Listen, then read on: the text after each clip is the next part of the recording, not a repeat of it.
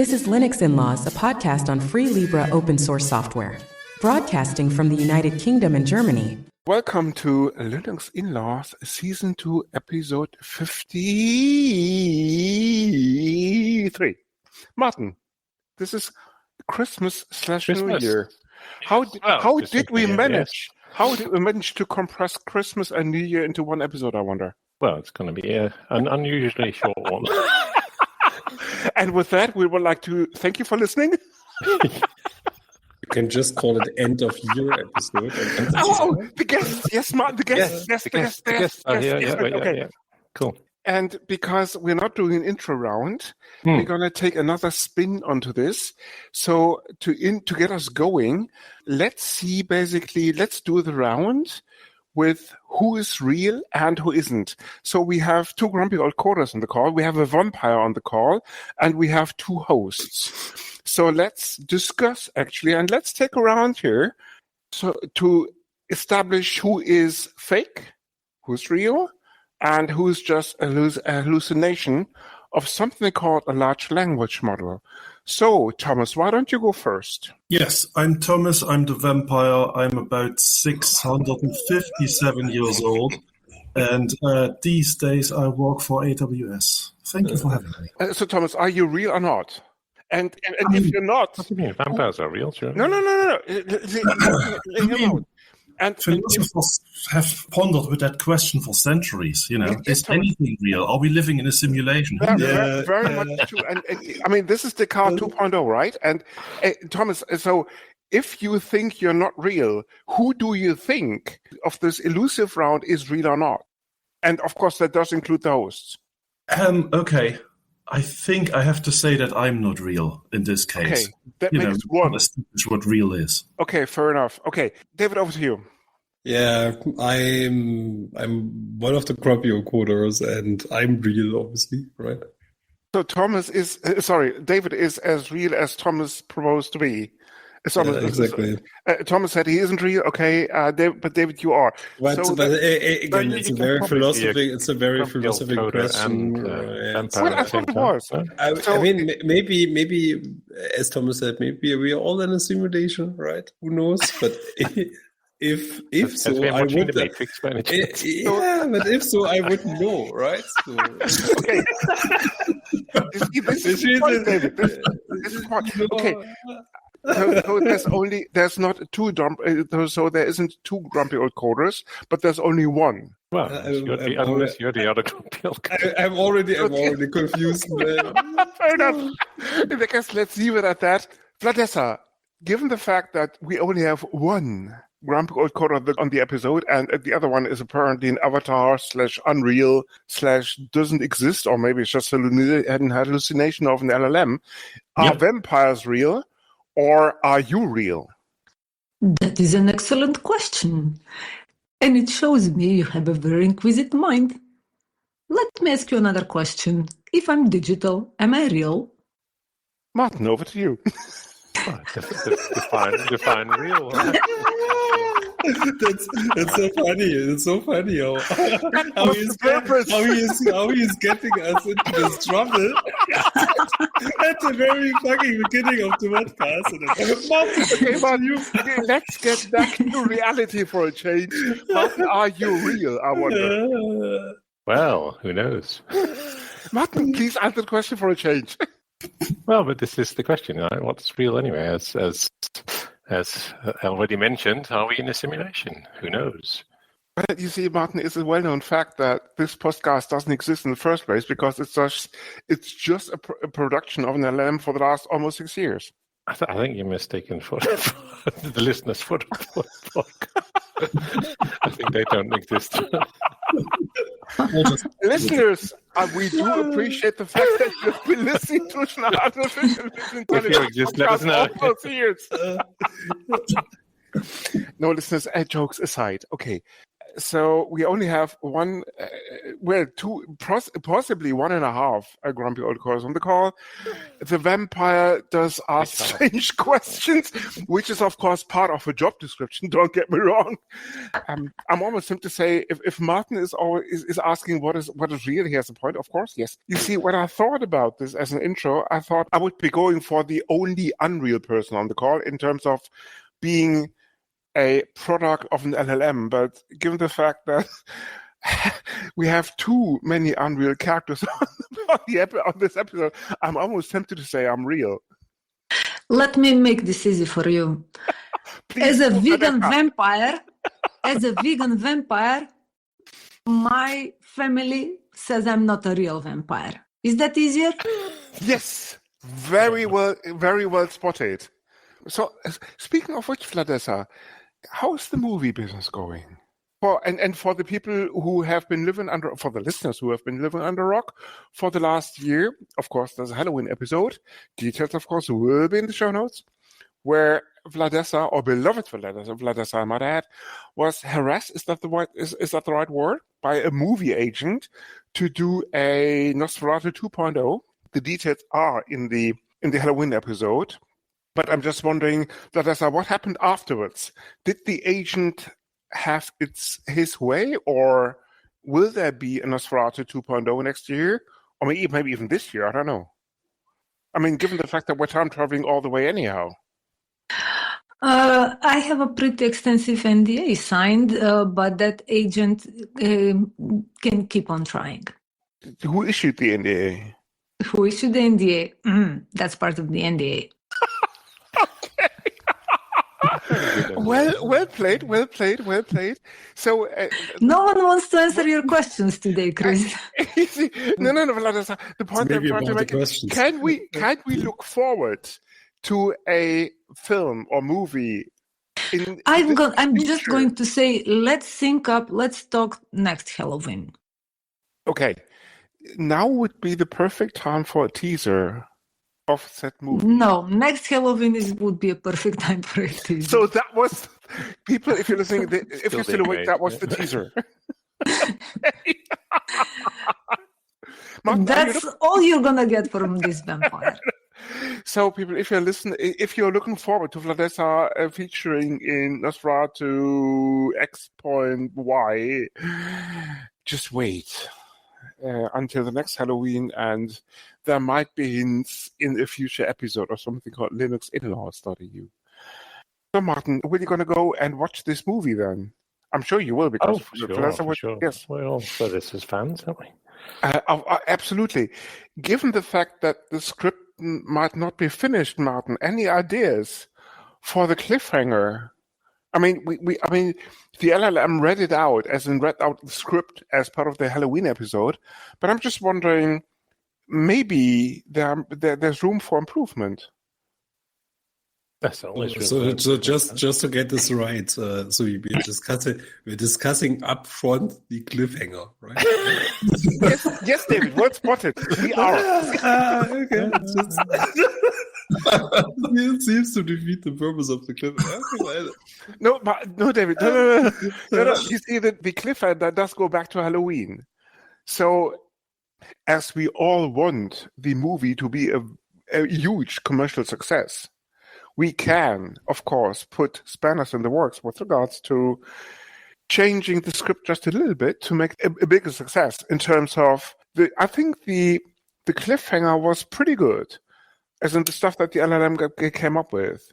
But maybe there's room for improvement so that people will watch Nosferatu 3.0, 4.0, 5.0, 6.0, 7.0, all, of course, featuring Vladessa, and continue the storyline. We should ask our guests what they think the cliffhanger should be. Well played, Martin. So, given the fact that you have all listened to the Halloween episode, Indeed. Of course. What is your Thomas and David? What is your idea about maybe slightly tweaking the cliffhanger? Right. So I think it should all come full circle. The whole thing should end in a podcast like this where we are discussing if any of the things that happened in the film are real or not. Yeah. And then you should just... Well, that's a very good idea, Thomas. Yes, indeed. I agree. That's it.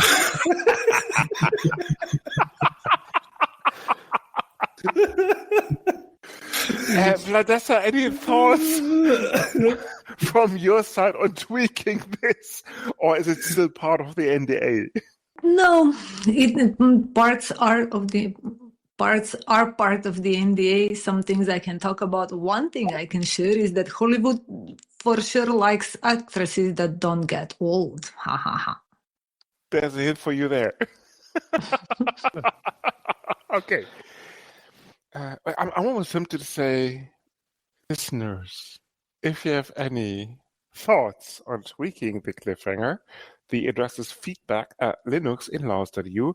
Vladessa, I'm sure, will be more than happy to send you a gift voucher for the first screening, world exclusive, I might add, once the movie is about to be released. We can talk about it. There you go. People heard it first. Back to much more serious issues, apart from movies and all the rest of it.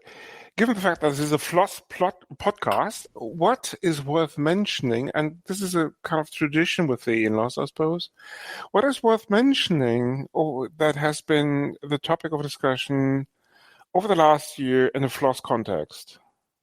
I mean, LLMs, of course. Wait. Yes, I know one. Martin. I think it's the lack of Grumpy Old Coders episode, no?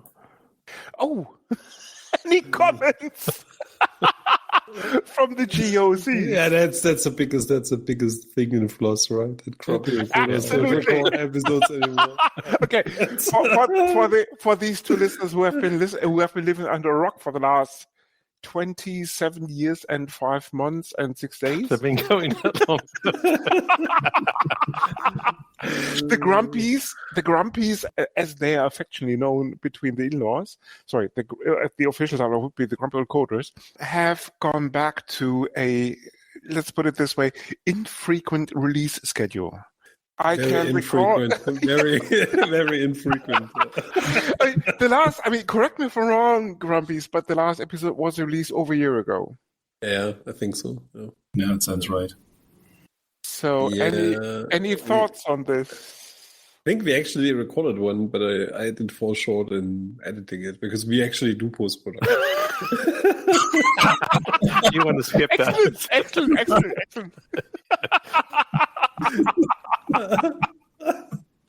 Okay, so post-production apparently with the Grumpies takes over a year. Yeah, exactly. It was a very intense episode. Any teasers? Yeah.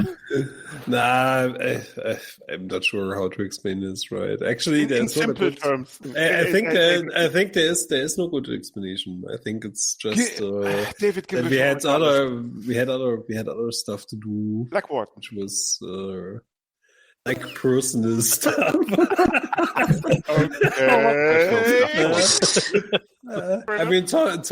Thomas. I don't know if Thomas wants to talk about his situation, but he was quite busy with some personal stuff. I was quite busy with some personal stuff, and even if we met regularly, we actually have developed a new hobby. At least I developed a new hobby, and we started doing this together.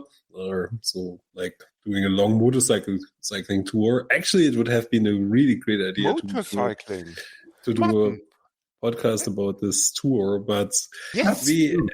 we actually we had the idea during the motorcycling tour to do the next time some kind of video cast or some recording and mini documentary or whatever, Grumpy and Cold Coders on tour. But on the other hand side, if we don't record that frequently, no one cares about it anyway. So it's a little chicken neck, right?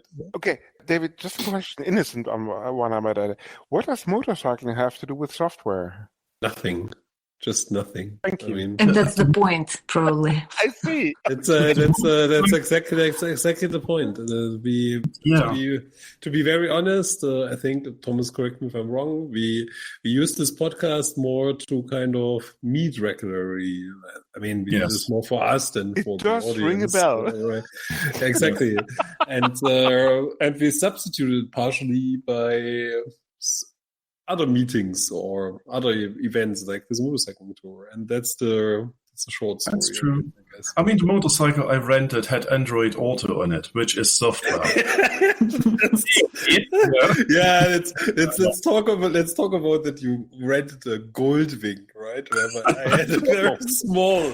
Spill the beans, Thomas. Please do. It was a lovely motorcycle. It's a Honda Goldwing. It's basically sort of an upright Honda Civic, like on two wheels. It's massive, right? It's like 500 kilograms. Okay. It has a couch. It has a smoking room. It has a library in it. It has a wine cellar as well. It's a very, very good one. Okay, sauna. It works. Yeah, I really enjoyed it. Sauna as well, yes, of course. A Finnish sauna with an outdoor area as well, like a little patio and a terrace. So it's about. We heard rumors that there was a version with a fridge, right? I think he was. Yes, fridge. So how do you balance a 70 meter long vehicle on two wheels? I wonder. Very, very carefully. Okay. We have to maintain a minimum of a speed, I wonder, in order to keep the balance. That's the thing. You have to have it at 50 miles an hour at all time. If you go slower, it explodes. So that's a bit of a drawback. But apart from that, it's a really lovely thing. Does it come with a driver, I wonder? A chauffeur, we like to call it. The driver. Yeah. And he wears a lovely hat. Excellent. And I reckon in that case, it was pretty expensive, I suppose, right? It was, but it's the good thing. While you're riding, you can do laps in the pool. It's very, very relaxing. So I reckon all of these Amazon vouchers came in handy. But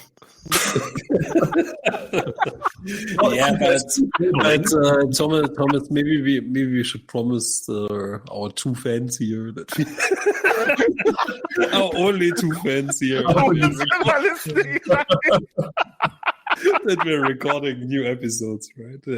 I think we should. I think it is fun. We always have fun doing it, so I think we should. So when can we expect the next episode? 2027? Or in March, and we keep and you're going to keep the year open. Yeah, let's say 2026 in January. That early, okay? January. Wow. January. This is a couple of weeks away, exactly. Yeah. Why not? That'd be good. I'm in. And this is about assuming I'm still alive, right? Our hearts go out to you. Anyway, okay.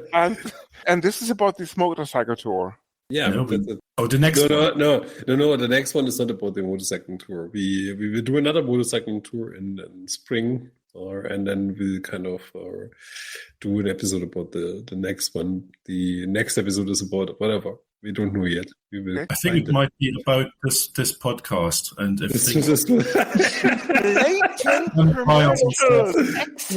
I like it. Okay, consider yourself officially hired as the marketing department. Hint: you will get a redundancy notice tomorrow morning by Martin. Anyway, where is this motorcycle touring happening? Somewhere warm or? The last time we went along the Alps, and then the Lake of Constance, and then through the Black Forest. Right? Okay. It's really nice. 4 days, was it? 4 or 5 days? Wow. 5 days maybe. Yeah, it's really, really good. And how many times did you manage to be in the sauna of that? I think quite a lot. So my motorcycle had actually a parking space for David's motorcycle. So exactly. It fit into it. It fits into it. And that only occupies the space of about 3 or 4 trucks, as in white load trucks. Yeah, around about that, yes. It was the entry-level model, so just that, yes. And all the truck drivers were green with envy. That's not my concern. But I reckon the vampire, as in Vladessa, didn't join you. No. No. Maybe silently, but Okay. not that we are aware of. Only at night, yeah. Yeah, what happens at night sort of stays within the motorcycling tour. Never mind the sauna, right? Yes. Oh, I'm not sure how this took this direction, right? Anyway. Yeah, I mean, it's been a little bit of a tribulation because, I mean, you started out well, and for those people who do not know the Grumpy Old Coders and the podcast, links of course will be in the show notes because it's all about cross-pollination in terms of making sure that our guests do have the exposure they need. But over the years, the frequency has somewhat declined. Yeah. Makes sense. As said, right? We did this more for ourselves. Is it probably fair to say that the Grumpy Old Coders occur more often on a podcast called Linux In-Laws than they release their own episodes? Right now, that's very... I'm just asking. That's all right. Observation, yes. Oh, man. So, yeah. Okay. Chris, we already promised we will record an episode. Okay. But no pressure. Just for you. And you could have us over, and we are more than happy to do an episode you for have you. your revenge. Exactly. Yeah. Depends Depends how this episode goes, right? Of course it does, Dave. Of course it does. Come on. Oh, man. Kids, if you're listening, don't do this at home. This episode was done by trained professionals.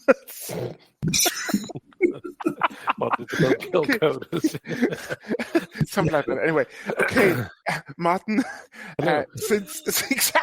Since you wrote the script, for this episode, yes. You have a script?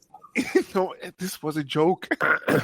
We skipped the intro round. So Thomas, if you didn't, you must have recognized by now that there is no script. No, there isn't. Bullet points. So, what do you think? I mean, is there anything worth mentioning apart from the Grumpy Old Coders that happened in 2025 in a FLOSS context or not? Never mind the motorcycle, sauna, swimming pool, and all the rest of it. Something worth mentioning? I don't know. Many things come to mind, but we're missing an episode on FLOSS in vampires, right? The Halloween episode went to some extent because it was done by the in-laws. The car. No. I mean, as in how much FLOSS do they use? The vampires. The vampires. Yes. Why don't we ask? Indeed, Vladessa, how much FLOSS is involved in running the empire? The vampire empire. No, the vampire empire. No, the vampire's empire, exactly. Vladessa, spill the beans, will you?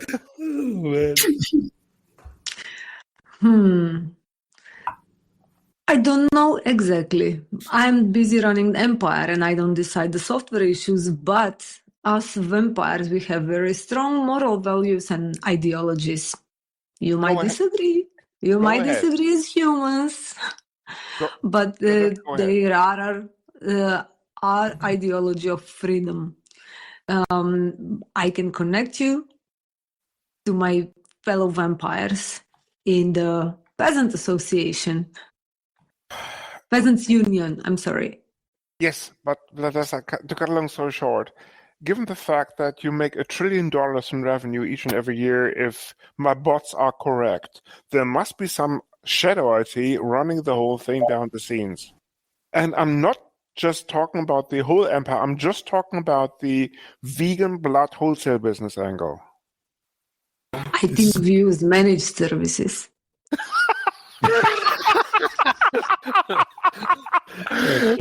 Can you share any further details? An AWS voucher, maybe in mail. Well, you remember that I inherited half of Jeff's fortune after his unfortunate exit. No, No, I don't remember. No, fresh my memory, please. Yeah. Yeah, no stories now. Of course. But... No. Nobody's listening anyway, so let us just go ahead.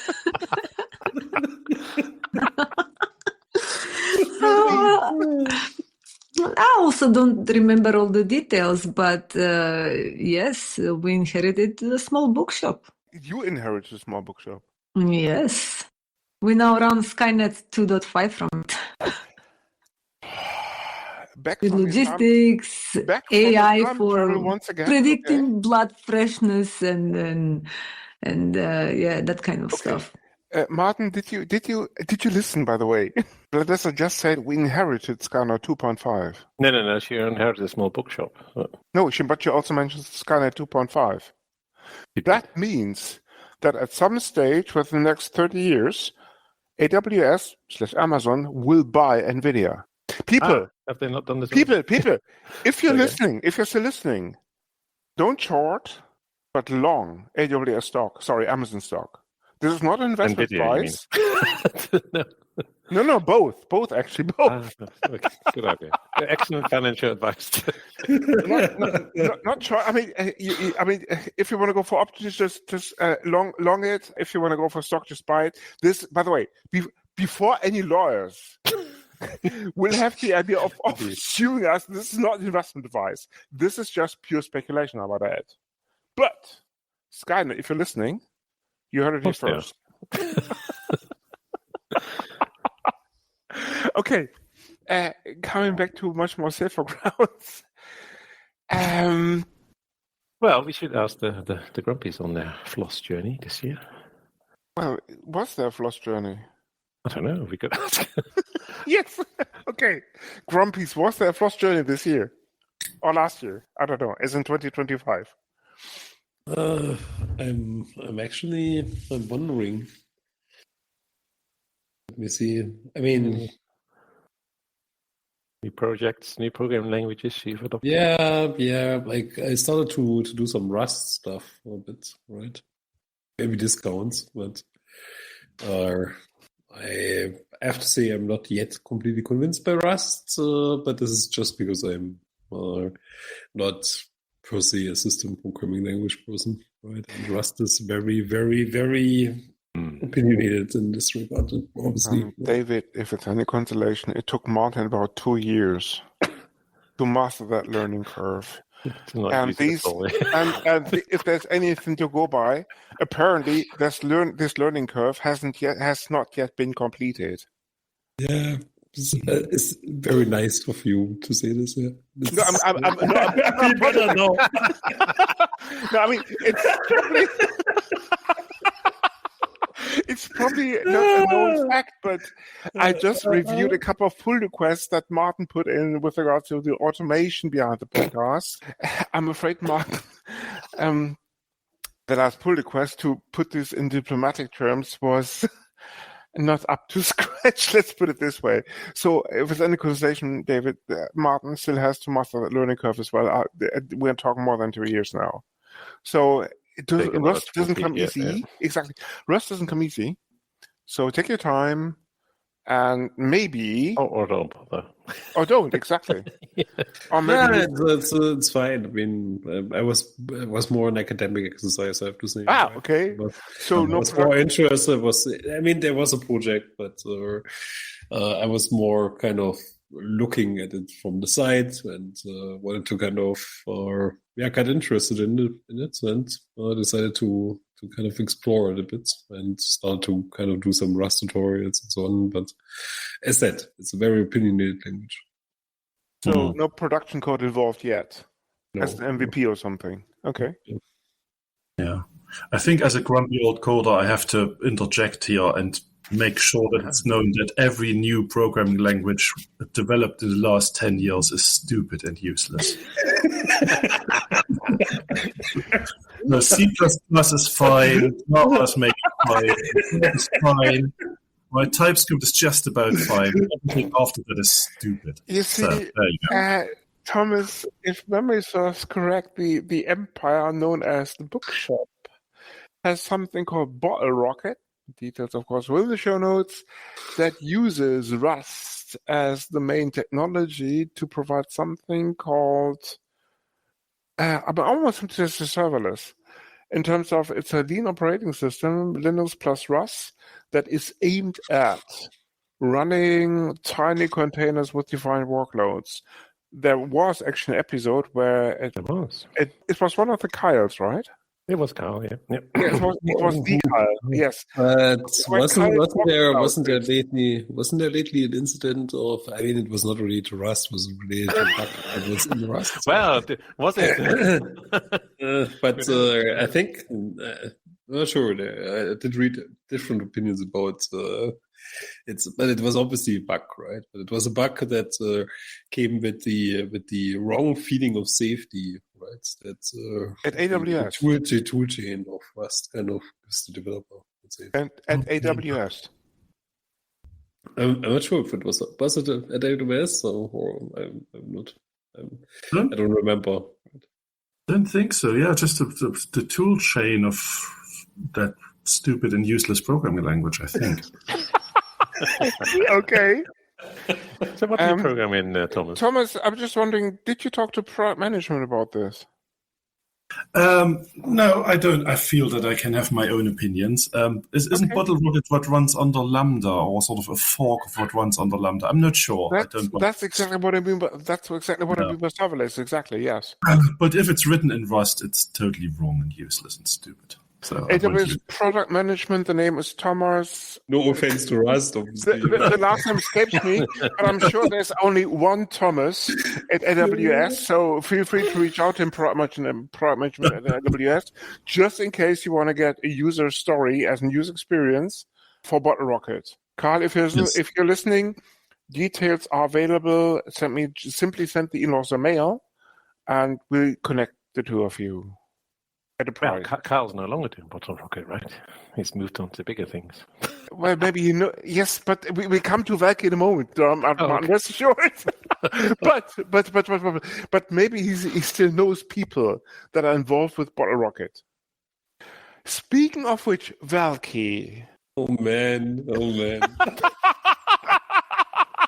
Okay. Full disclosure: David is working at Redis. Thomas is still part of AWS. Martin is working at Percona in a capacity of doing what with Valkey? Well, Valkey looking after Redis. And Redis, of course. And Redis, okay. So, and watching from the outside, but I'm sure that the vampire uses... The vampire, yeah, Martin, I'm getting there. Okay. Hear me out. That the vampire uses Redis, Valkey, or what have you, when running her empire on a cloud or multiple clouds as a managed service. Because I'm dead sure that at the bottom of the stack, there's a caching solution resting on said code base.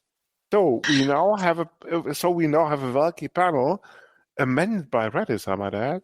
And as I said, I'm just watching from the outside.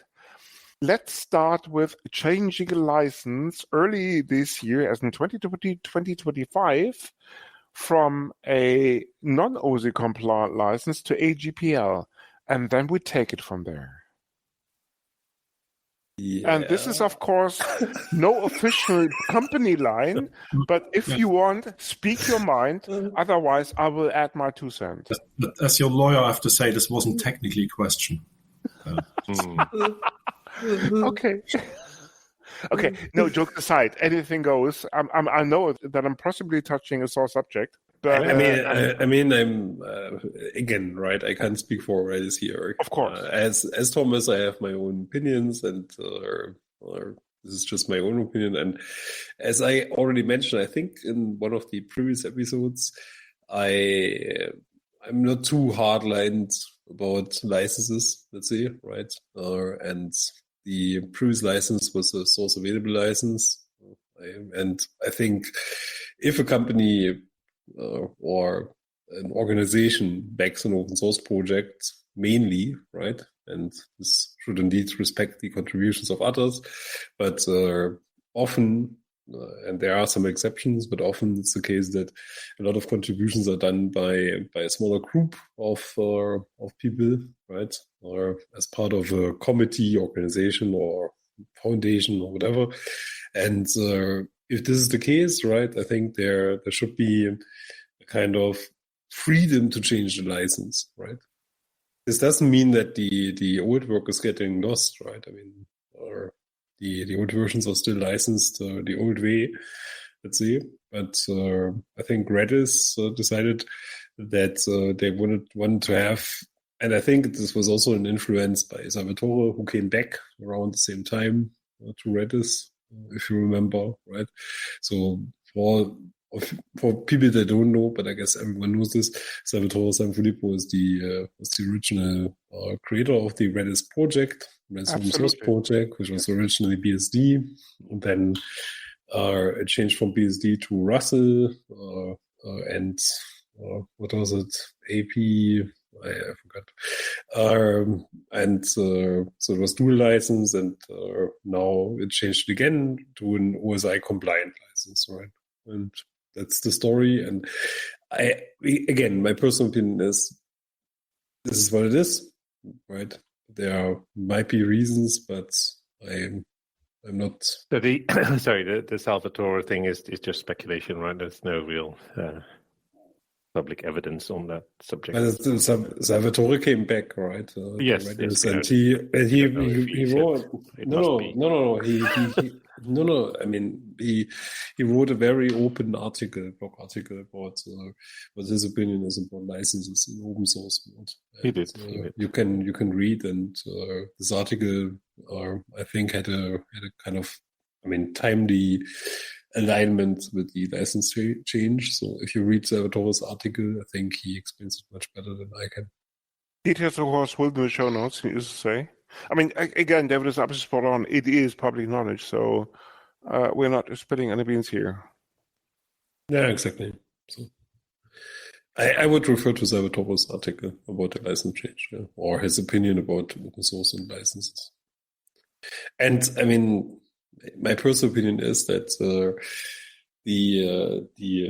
let's say initial SSPL was the other dual license, right? Russell SSPL. I think if you look around a bit, you will see that other vendors, specifically in the database or data management world, the Confluent, the MongoDB, the others are Elastic, yeah, exactly. All of them changed their licenses from a more open license to something like SSPL, right? Or kind of more closed license, still kind of trying to make the community happy by providing them the source code, but at the same time, the main clause in such a license was always to basically kind of limit the impact of the hyperscalers, of the big cloud vendors, right?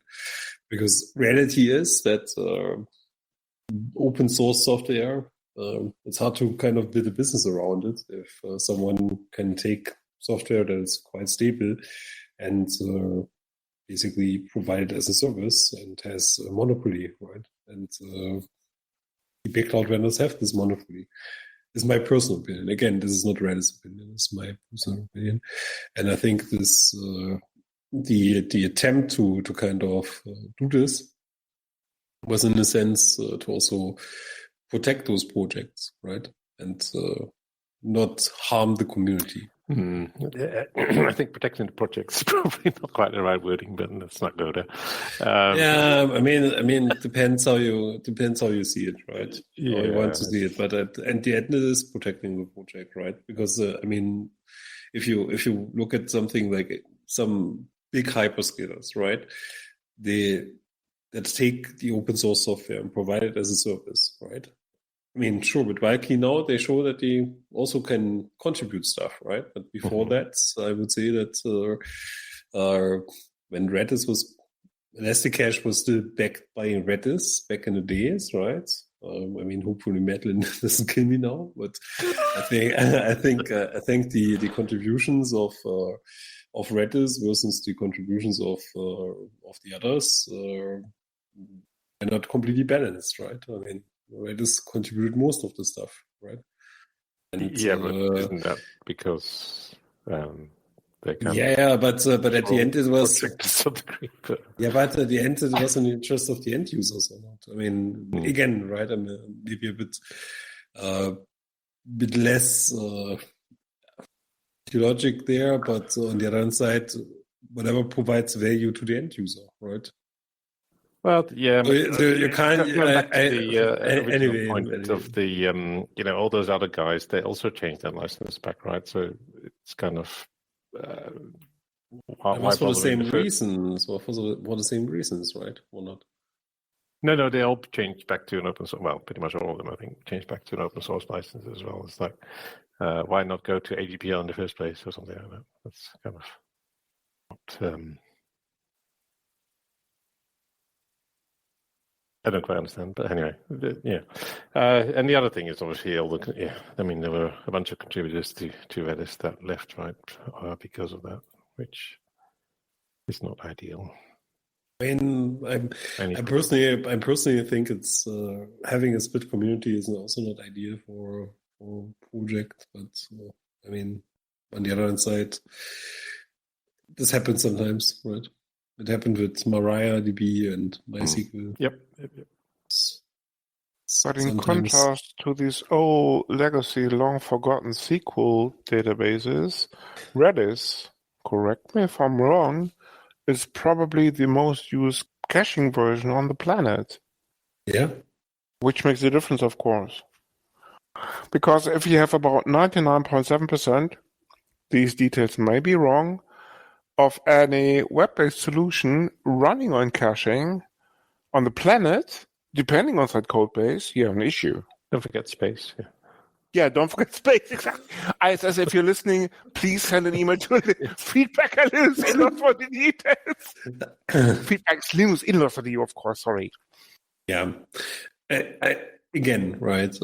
I just expressed my personal opinion about this. Absolutely. And at the end, I'm a little bit less into. I can understand that people might have been pissed or whatever, right? But most of the people that were kind of pissed were not people that contribute actively to Redis, right? Before, I would say. Playing the devil's advocate now, and I can because I'm just watching this from. Will you get our resident vampire to do this as well? No. Hear me out. Okay, you go first. The vampire comes next, but maybe the bookshop has an opinion on that too. Who? The bookshop is an AWS, because apparently they're still making trillions by something called Elasticache, which is based on 7 something. Maybe 4 or 5 or something. I don't know when they forked it, but yeah. So I have to say that again. Technically, that isn't a question. You heard it here first. That's why we get the Grumpies on, right? To help us. Yeah, you want to get all grammatical with me. Thomas doesn't represent. Of course he doesn't. The bookshop, and I don't represent Redis. No, absolutely. No, of course that was the wrong question. Right. What is Thomas's opinion on that issue? Never mind the bookshops, because of course Thomas doesn't speak for the bookshop. So, we're talking about the licensing, right? So, so I've sort of drifted in and out of the conversation. So I work for a sort of pre-sales team. Right? Thomas, you're awake now, right? Awake is a strong word. I try. Maybe you're woke. Yeah, I'm woke. Yeah, that's it. I've been awakened. I didn't want to interrupt you, Thomas. Please continue. So I work for a pre-sales team, and managed services like Redis is a thing we use, right? So I don't know really all that much about it. So we know once we use it, the license really doesn't matter. It's a consumed cloud service, right? The software is run for you. So as a consumer of the API, it really doesn't make a difference.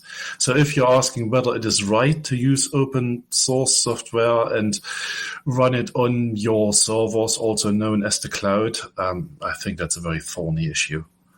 Right. I think, in my opinion, sort of the moral thing to do, and again, that's my personal opinion, is to rather than just take it and run it, is to have some sort of agreement with the original writers, even if it was published under MIT or whatever the absolutely free licenses are.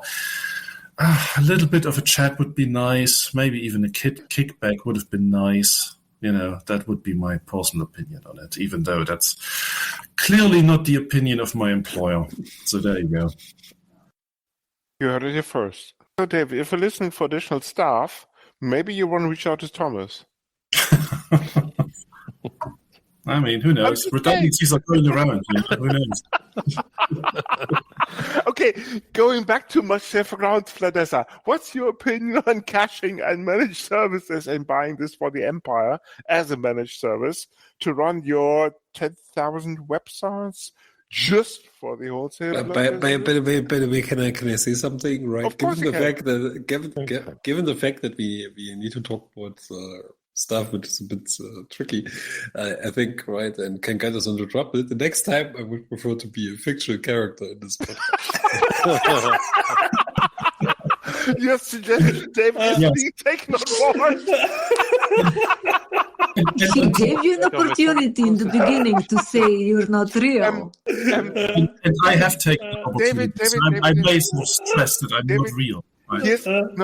David, here's a middle ground. Just have Vladessa sort you out, because in no time you'll be afictional and be eternal. I'm dead sure. And yes, this is a pun.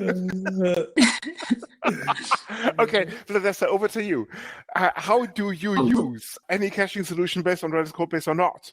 Running the Empire, especially given the 10,000 websites for the wholesale blood business as a vegan blood business. My friend, I don't know where the confusion comes from. Cache, I understand. Caching, I don't. Cache is of course money, but caching is some sort of technology angle that helps people to buy blood, as in vegan blood, quicker from. Yes, that we want. Yes, if it helps people to buy my bloody Betty, we want that. So we have Thomas on the call who can connect you with. That's indeed only Redis Cloud as an option. There you go. It's a tough one, Vladessa, I'm sure. Okay, guys, is there? Oh, sorry, people. Is there anything we should touch upon before we wrap this up with regards to the boxes? Oh, what about politics? Yes.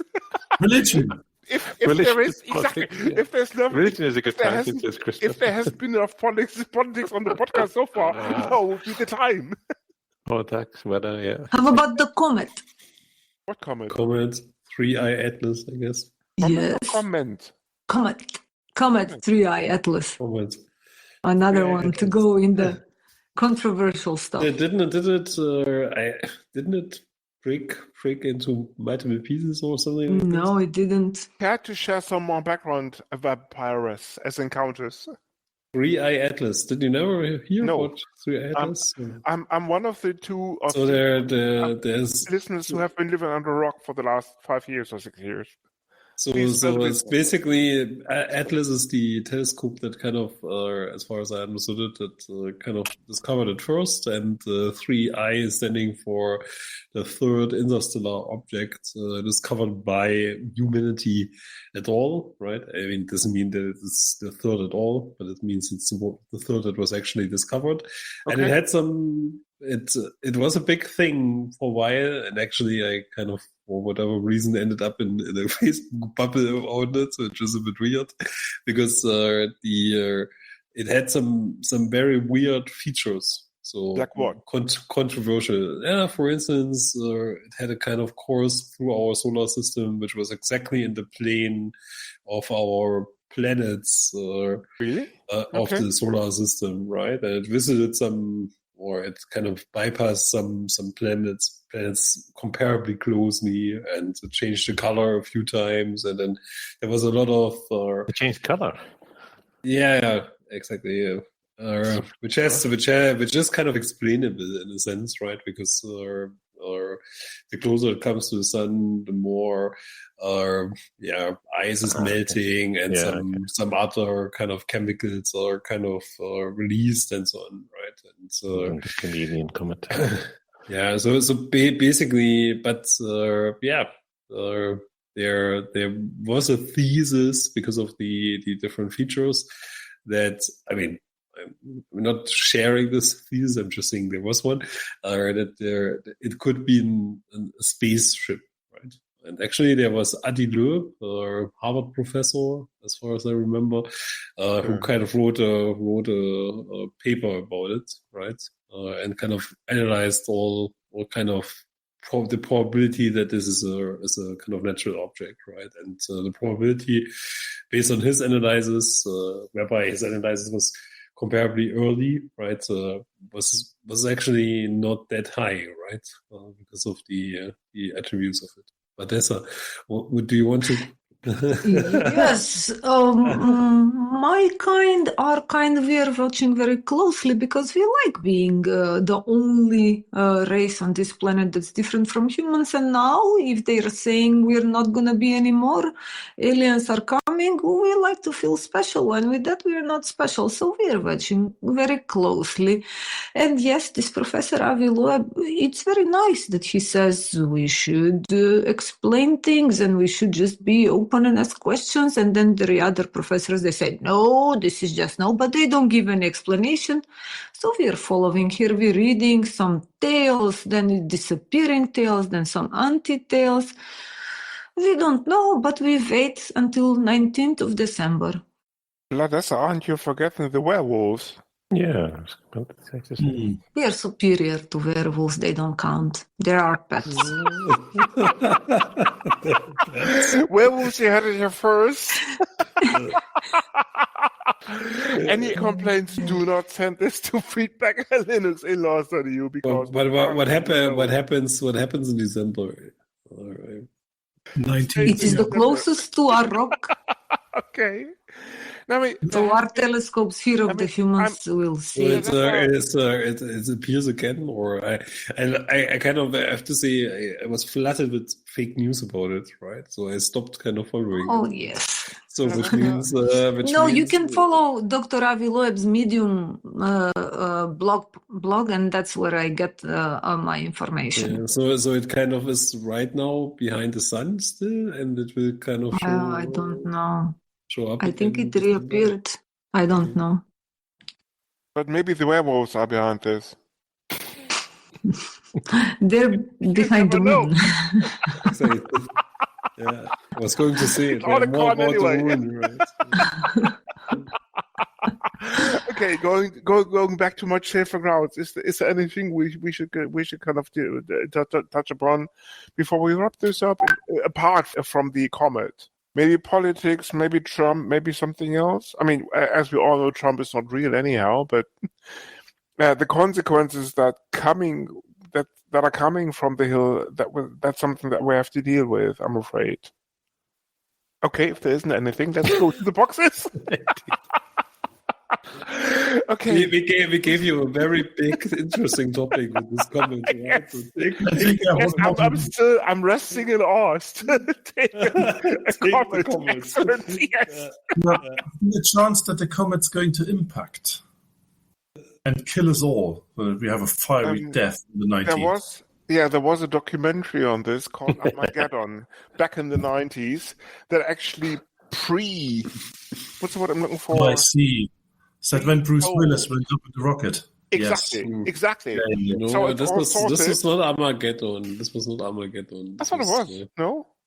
Armageddon was a different one. Bruce Willis. Maybe I'm wrong. I thought it was called Armageddon. Maybe I'm wrong. Details maybe in the show notes, people. But there is a movie. But there is a movie where actually Bruce Willis sorted this out once he got back from the hospital after kind of dealing with the outcome of Die Hard 1, 2, 3, 4, 5, 6, 7. It's Armageddon. Yeah, you're right. It's Armageddon. It is I just googled it. Yes. Me too. Okay, fair enough. I don't think there's a Die Hard 7, so Bruce Willis, if you're still listening and still alive, you may be called back into action anytime soon, just in case. I think it's probably already underway, knowing him. Excellent. Okay. So that I can go back to, so not back, but rather so that I can go to sleep with my movie knowledge, not just restored, but also confirmed. Let's go to the boxes. In contrast to previous episodes, I'm going to start with boxes. It's actually, funny enough, it's actually a movie called Push. Who knows about this movie? Is it about childbirth? No. Hear me out. It was released in 2009. As in 2009, so more than 16 years old. Who has watched this movie back in the day? Nope. No, I'm Googling it right now. But 23% on Rotten Tomatoes. Let me cut this short. Of course, the IMDb ratings are rigged. It has a solid 12.10 out of 10, I think. Anyway, no, I'm joking. It's a caper that you don't want to miss if you are into hilarious sci-fi movies, not to be taken too seriously. One of the advantages, actually, or one of the nice things rather than, it stars a cunning cast of including Colin Ford, Dakota Fanning, and some other people that alone makes it worth watching. It's about just short of 2 hours, and as I said, if you have some time to kill, the storyline, I won't give away too much. It's about a couple of people with special requirements, abilities, whatever you want to call it, pretty much like Martin and myself, I might add. That exactly like this, or similar. Let's put it this way: similar. Okay. That have to, let's put it this way, cope with a couple of challenges. Let's leave it at that. These, of course, will be the show notes, but it's rather funny, not only being watched under influence. Let's leave it at that. Martin, over to you, Fox. Influence, yes. Like in drugs, as in legal drugs, I might add. Kids, don't do illegal drugs, just in case. Just clarify. Just legal ones, yeah. Just legal ones, exactly. Over to you, Martin. Why is this even mentioned? Okay, anyway. Because we may have... We have so many kids listening. Exactly. No, not why the disclaimer was mentioned. Why the note about drugs is mentioned. Anyway, it's okay. Because we are, David, in contrast to some of our listeners, we may be grown up. It's not just a sponsor of Columbia. Yeah. Indeed. And we don't like to be sued. Yes, that in addition. Okay, Martin, over to you. Yes, for me, it's also a comedy movie for a change. It's called Playdate, and fairly new this year, came out, I think. But yeah, very amusing. Definitely a laugh out loud movie. What is it about? What is it about? It's really about an ordinary guy who ends up in a bunch of trouble and like dating animals or something? Not that kind of trouble. No, more like the. Anyway, no. It comes down to they have to deal with a child, which nobody knows who he is, but he's let's say somewhat gifted in certain ways, and it all becomes clear when you watch the movie. But it's very amusing because people want this child back and so on. And is it a British movie or an American one? American. It's okay. So typical Hollywood production. Okay. No, it's a typical Amazon production. So I see. I think. I don't know. Okay. They make movies, or they make movies with other people. I don't know how they do this. Yes, or they order movies or sell movies. I don't know. Maybe they do fun maybe movies. they instigate movies. I don't know. Yeah. Anyway. All AI generated. Amazon MGM Studios. There you go. Maybe they just bought MGM. Exactly. Amazon bought MGM all those years ago. Exactly. Yes. But yeah, no, it's very amusing. Really worth a watch for sure. Okay, Thomas, given the fact that you apparently starred in this movie, according to the bot comments that I just got, any thoughts on this? Really? You started this movie? That's amazing. Apparently. I mean, maybe the LLMs got it wrong for a change. No. Okay. No, Thomas, much more seriously, over to you. Right. So tips. The last film I really enjoyed was The Substance. I know I'm a bit behind on that, but it's an absolutely hilariously biting, dark satire on beauty standards. It's a fantastic film. Yes. I really enjoyed it. I watched it too. Yes. Excellent movie, but you do not want to watch this and under the influence. No, I do not recommend this. It's always with It's always about drugs with you, Christoph. Really. No, I mean, the actress takes drugs left, right, and center. This is what the movie is all about. Yeah, I mean, yeah, okay, fine. Technically right. Yes. So, In this case, you brought up the drugs, Thomas. yes. Okay. David, over to you. Yeah, I would mention a TV series instead of a movie if this is fine. I'm not sure if there's a common theme. It seems not precisely so. And I'm actually not sure how to pronounce it precisely. I just found out. I think it's Latin. The original word is Latin, and it's called pluribus. Or I heard about this. Yes. Oh yeah, it's on Apple TV Plus, isn't it? Yeah, it's an Apple TV. It's actually a very, very interesting kind of. I mean, in the movie, it's about aliens that kind of invade that invade Thanks Earth. For the spoiler. Keep talking, David. Keep talking. I mean, that's the common theme. You will find out it very early in the first episode, right? But it's about aliens that invade kind of Earth by kind of bringing a virus to it. And I guess it's a virus. It's not clear yet if it's a virus, but the main actor or the main figure is trying to find this out right now. But it's all of them, all infected persons share then one identity, right? So basically the entire mankind, except maybe 7 persons on Earth, are basically now kind of are having a swarm intelligence, right? So are basically part of one identity, except 7, and the main figure in this movie is she basically kind of tries now to make sense out of this, right? Okay. It's actually really well done, I would say, right? Just one season or many seasons, as in to be continued? There is right now, the first season is running, right? So it's not over yet. So they can release step by step. Right? And only available on Apple TV? It's, I think, right now only available via my Apple TV Plus. Okay. Vladessa, over to you. I'm also watching a series, The Witcher, the new season. Okay. I like it. I like it very much. And there was finally one of our own appearing. He kills vampires. He kills he doesn't kill it. Okay. He also seems to be vegan. Okay. I mean, you could have teased your own movie. I already did. Yes, but as a box. Yeah, but I'm not watching my own movie now. It's not. I'm making my own movie. There's another hint. Do not exactly. Do not expect to release this anytime soon, as in with the next 3 weeks, apparently.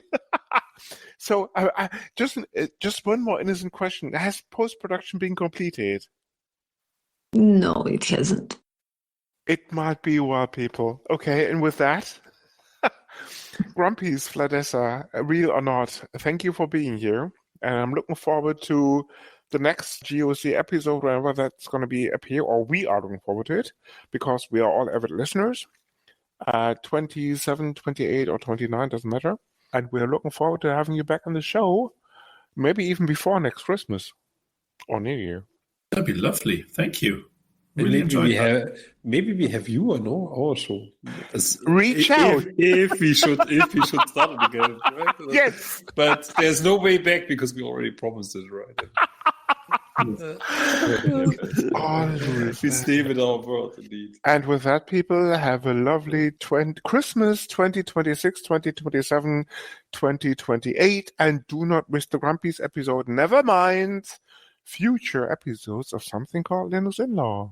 Or there are tons of existing episodes, right? You can listen to watch them that again. GOC episodes, all these 5 episodes, exactly.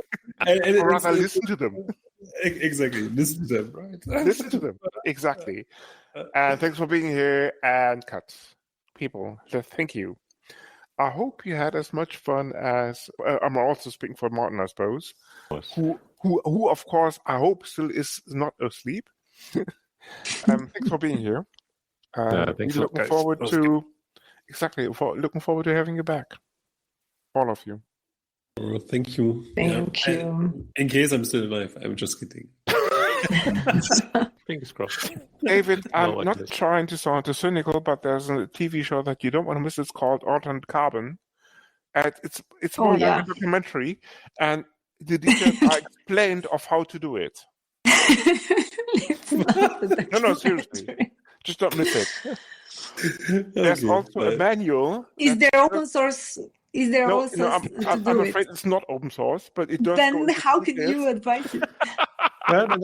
Because we want to have David back on the show. That goes without saying. Oh man! By the way, I hope that I'm not getting into trouble because of my statement about licenses and so on. But okay. Maybe, I mean, if we do have a post-production department, it may be cut out. Please, Remains to be seen. I'm not sure. It sounds like controversial. Yeah, I mean, if somebody mentioned that, they would just say that you were under the influence. That always works. Yeah, I'm under the influence. I'm actually under the influence, right? I mean, I have to. Lately, I started to take some legal pills, right, for my heart blood pressure. In contrast to the other ones. In contrast to what you take. Okay, fair enough. I'm listening. Anyway, it's fine. Okay, guys, enjoy the evening and all the best for the new year. And we're really looking forward to the new episode of something called the GOCs. And of course, if you really want to take this risk, have us on the show. Yeah, sure. There's no risk. We just do post-production, right? It's like we say something silence. We say something another and silence. 90 minutes of silence, exactly. Pretty much like we do it. Okay. Enjoy. This is the Linux In-Laws. You come for the knowledge, but stay for the madness. Thank you for listening. We hope you like this feature presentation. If so, please spread the word. If not, please let us know. Feedback at linuxinlaws.eu.